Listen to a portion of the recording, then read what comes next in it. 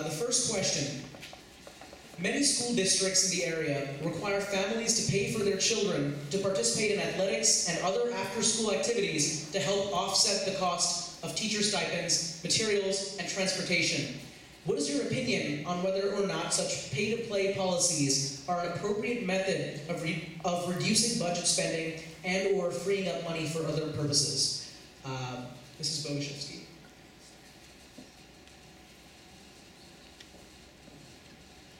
I guess I would like to see the data, what sport they're talking about, transportation, all that would go into effect. How often is the sport played, the numbers of players. I mean, all that would have to go into account. Thank you. Mr. Zajorik? I'd also like to see the studies from the other towns as to the impact it truly makes. The way I understand it works in some of the other towns, it's every sport, every club, every extracurricular activity. And while I understand that that's, asking the people who are using some of the services to pay, in a way it's just another way of taxing. Because if you go across all of the different ones, it takes a large proportion of the students in those schools at least that you've implemented. But I'd be willing to look at the data further and see if it really was the right thing to do. Thank you. Dr. Swessel? Yes, I too, of course, would love to see the data. However, I think that what the school board looked at doing a couple of years ago with regard to pay for play, which was to charge a one-time fee and you could play as many sports or participate in as many clubs as you want. I think that might be more in line with where I'd be willing to go, rather than paying a fee for every club. And then I do think we'd have to look at ways to assist those families who couldn't afford it, even at a cost of $50, which is, I believe, what the Board of Ed was examining a few years ago. Because we do live in a diverse community, and I love the diversity. But that means that we have people at different economic levels that we need to ensure that everybody can participate in extracurricular activities, because it is a very important part of education. Thank you. Mrs. Santafanti? I have to agree, but I also kind of think in some ways, I feel like some days I do feel like I pay to play, which I've never done in other districts. I don't have a formal fee, but my son plays an instrument, and hence that requires me to pay either a rental fee or to purchase an instrument. He wants to be on activities and clubs, and I do pay for those fees for him to do that.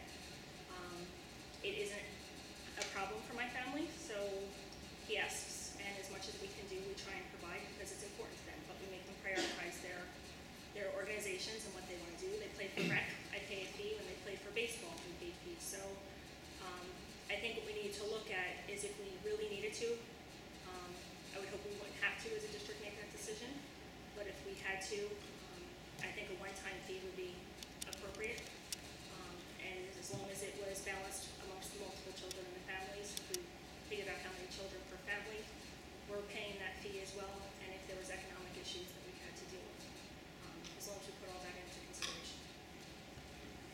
Thank you. And the final speaker for the first question, Mr. Martinez. I am not per se opposed to a participation fee. In a way, I think we have to apply that in a realistic fashion and according to need. And I would be willing to take a look at how other districts deal with that and where the lines are drawn. Thank you. Thank you. The Board of Education supported Dr. Schiff's plan to transition from print to e-textbooks in the future when it approved a new strategic plan in December. How can the board support students who do not have reliable access to internet at home or cannot afford to bring mobile devices to school? Mr. Zadroik. Thanks. Wow, that one's not one I've heard before. One of the questions that we received from the Beacon was whether or not we would support buying a tablet for each student. And across the 5 viewpoints, there were a a lot of good things there.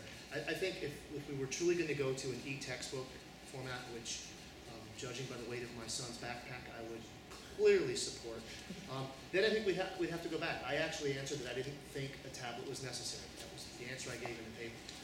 In light of this question, I would be very willing to go back and look at, what was the right approach for going forward. Could those tablets be reused going forward, from student to student? What restriction would be there, and what's the economic impact of that? Thank you. Dr. Soussan. Thank you. Textbooks are very expensive, and they get damaged, and I've heard of some grade levels where there are no science textbooks or there are no Spanish texts. Obviously, the kids need access to the textbooks to learn. I think that the cost of covering the tablets would be worthwhile if it would reduce the reliance on a paper textbook. However, the point about kids not having access to networks at home is a real issue, and I think we really need to do a survey of how to to determine how many kids are in that situation. I tend to think, even some of the families that I know that that might be in the poorer situation, that this would be a priority for them. I am amazed when I go to schools and I see the technology that these kids have in their pockets in middle school. I don't have an iPhone. Many of them do. So I think that they probably do have networks at home, but I would want to evaluate that before making any decisions. Thanks. Thank you. Ms. Santafanti. I think everyone would be in favor of having the e-textbook and not have our kids carry around those backpacks that none of us want to lift, for a lot of reasons. One, they're heavy. Two, they're not always up to date. Our curriculum's changing. It'd be a quick, easy way to do it. I have thought about it. I did write it in the Beacon, as one possible solution would be maybe the lease purchase option like we do with our instruments or other things in the district. I've talked to kids. A lot of them have said they don't need the technology handed to them. Most of them have it, so that is not everyone in the district. I'm not speaking for everyone. They said the problem is they're not always allowed to use it. So even if they have the technology, one teacher may say yes, you can use it, the other may say no.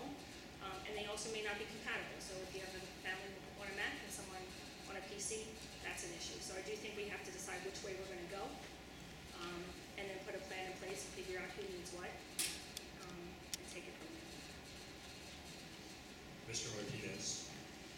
Yeah, I think it's a good thing to have for high school students, and you have to deal with regards to someone does not have the appropriate internet availability. Then you'd have to have a textbook for you in that case. But I understand that there is a pilot program in the schools at the moment. I'm not sure if it's in 5th grade or middle schools or somewhere. I'd be interested to see the results of that pilot program. I understand that the special needs students are using it very effectively. And to me, my concern is with the smaller children is breakage from that end of it. But again, I think you have to have some sort of an alternative if there is no availability to the internet. Thank you. Ms. Boguszewski. Thank you. I actually had the honor of supporting Dr. Schiff on this request that he wanted tablets for the teachers. And if this is what the teachers want, and it sounds like this is what the students want, then I will, of course, always support their wishes. Listening to a gentleman on the left stating that his son carries a backpack with all these textbooks. This would be so much easier. The books come up quicker.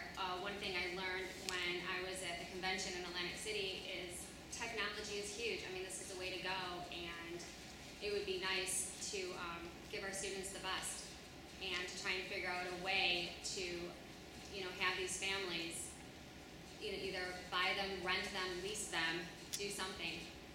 I think it would be great. Thank you.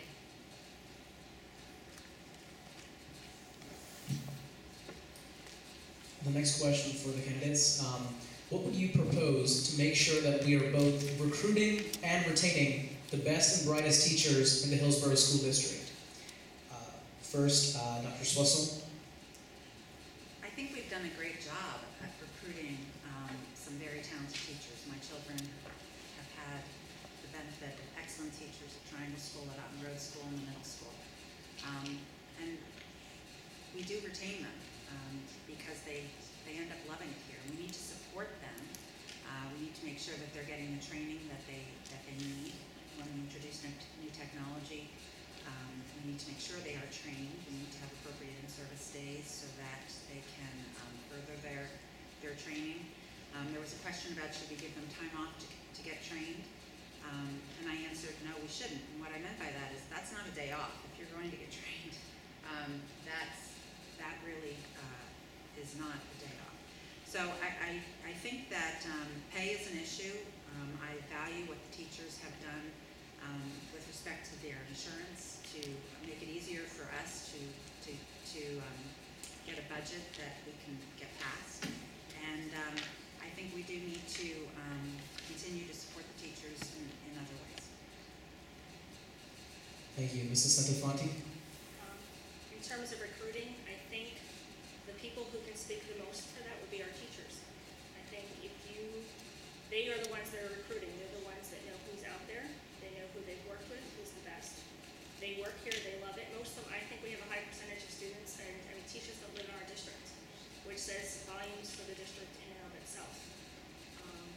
I think there's platforms where they can go, whether it's conventions. I don't think we really have a problem recruiting teachers at this point. I think it's just a matter of retaining them and trying to get them back into the school district.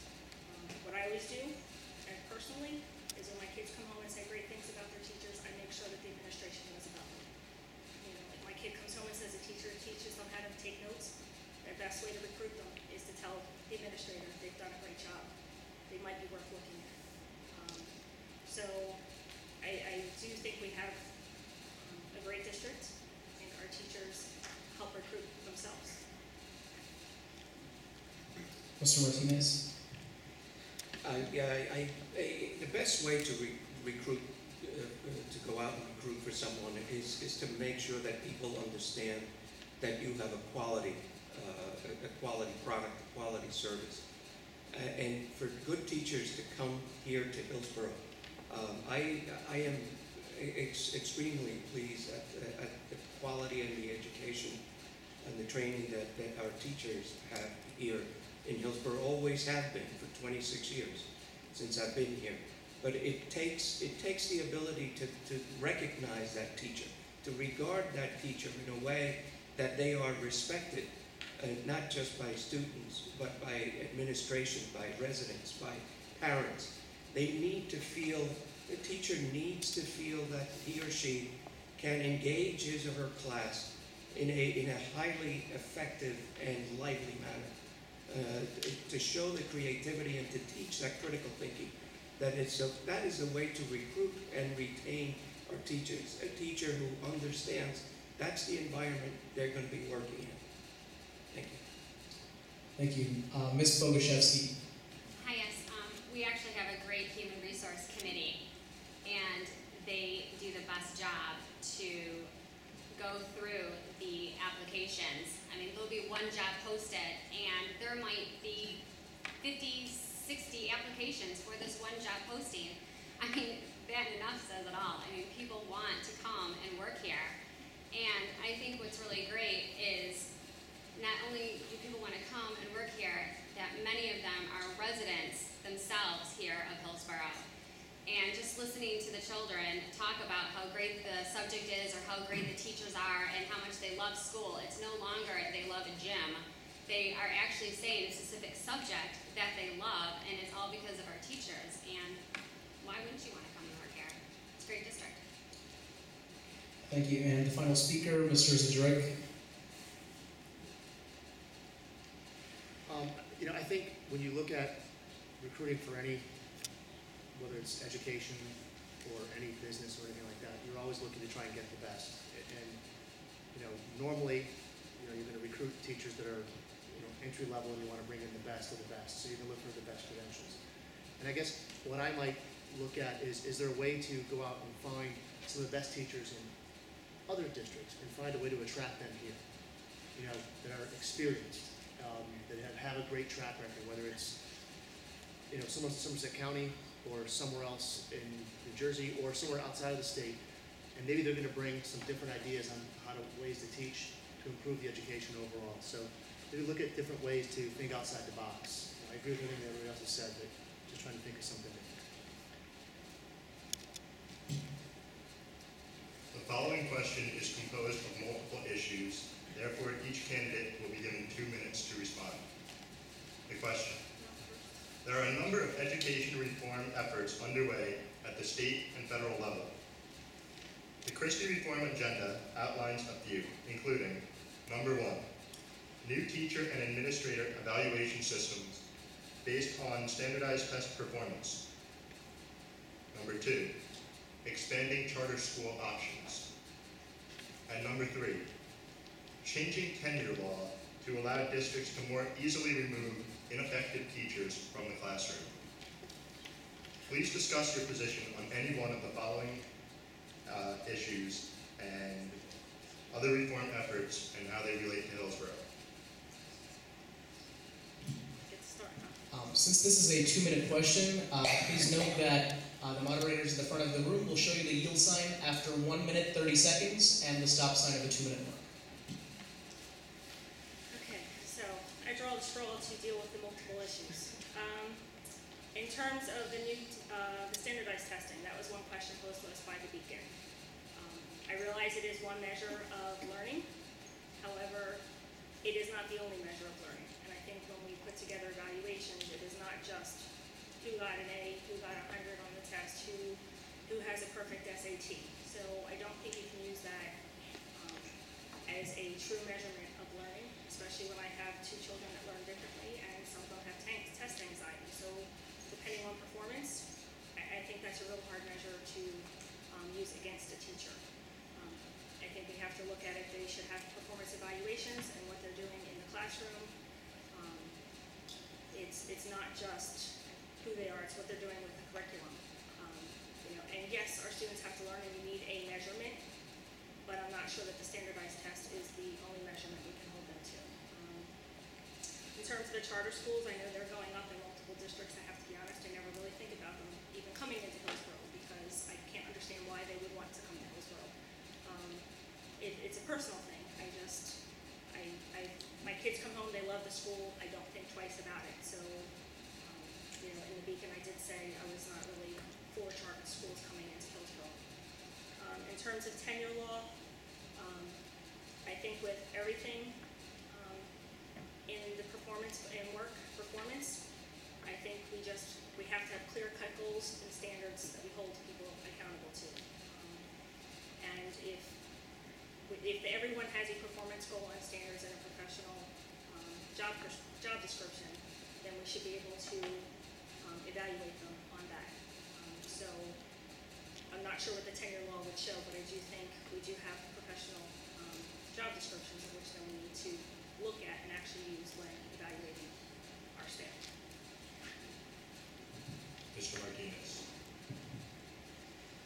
New teacher evaluation on standardized tests is really not an adequate way to evaluate either a teacher's performance or a child's advancement.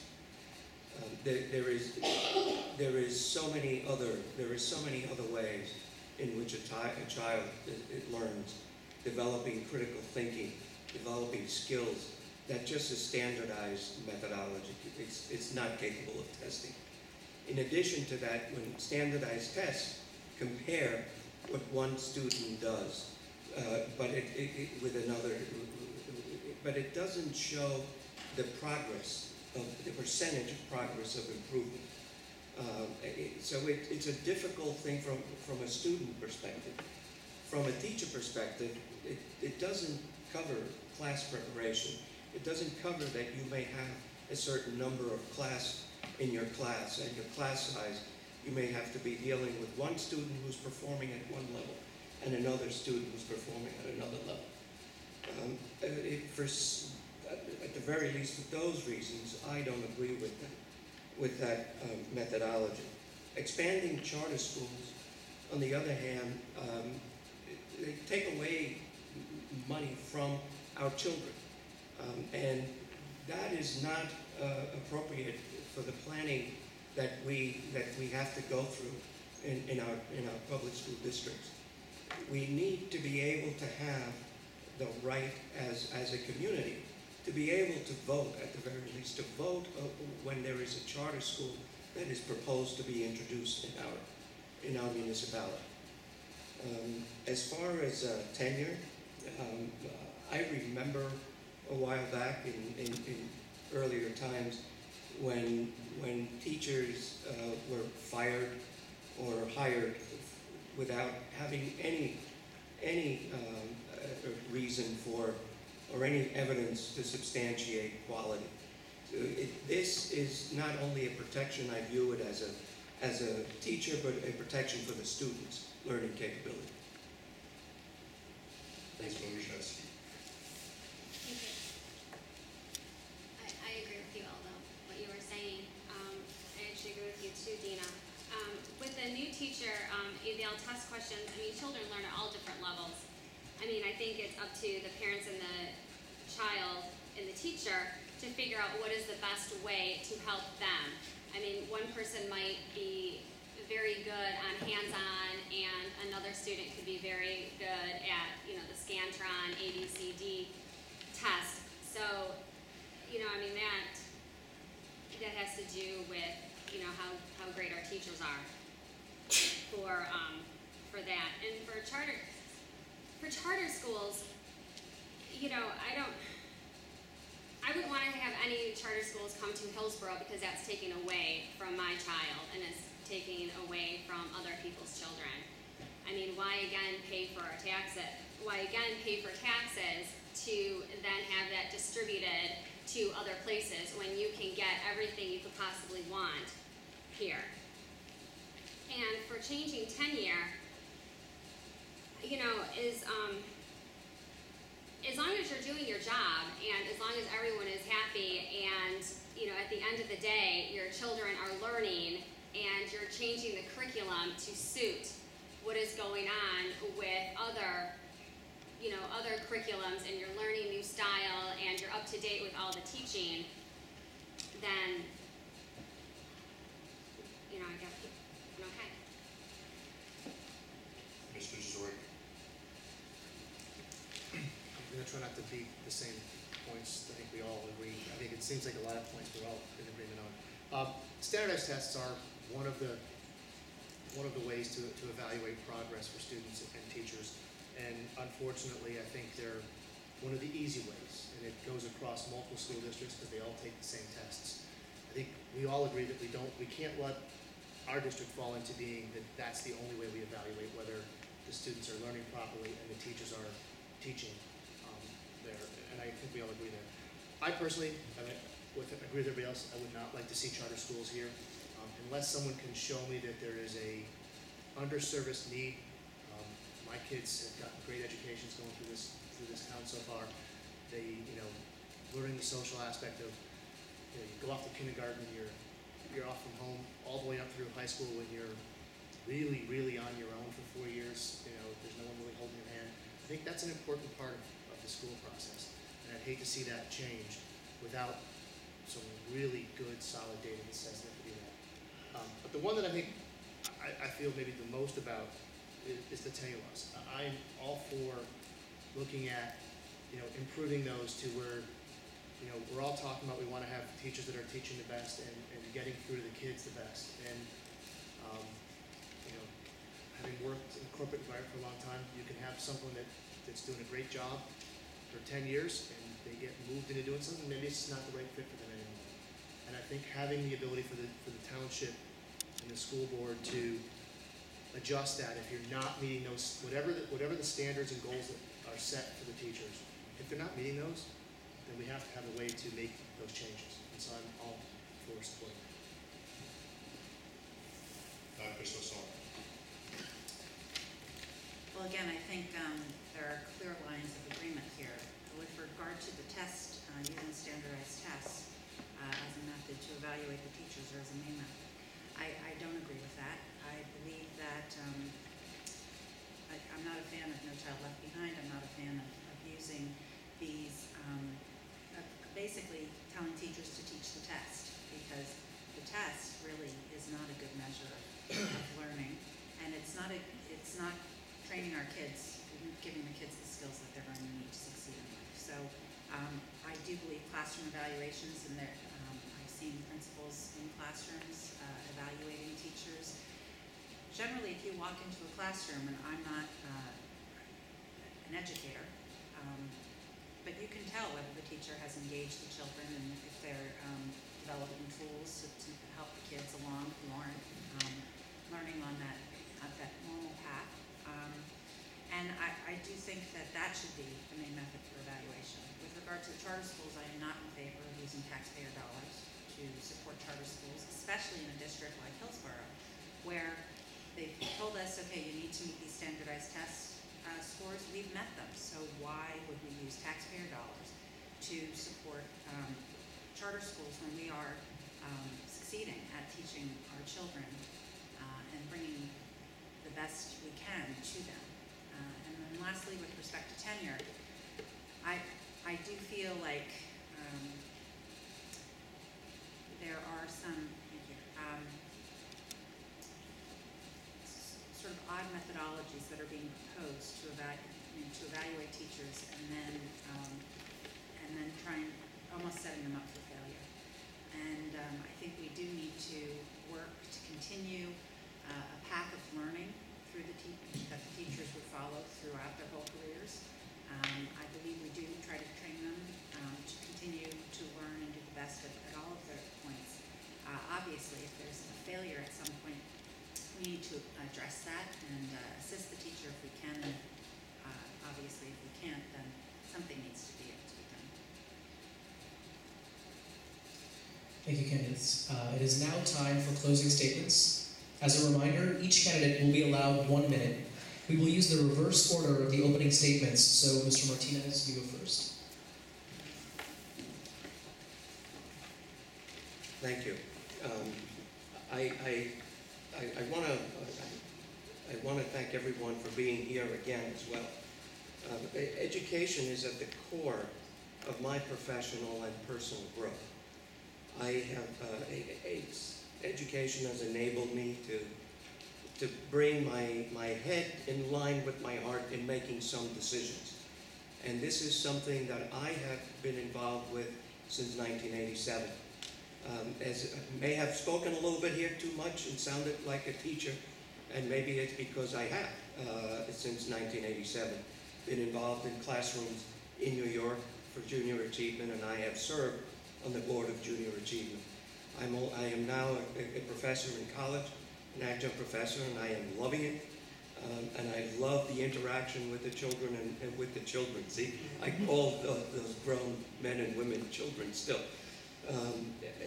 But I have found out that the combination of a curriculum that imparts knowledge with reasonable class sizes, highly educated teachers, technology, and the professional partnership involvement in their community is really responsible for high quality of education to our children.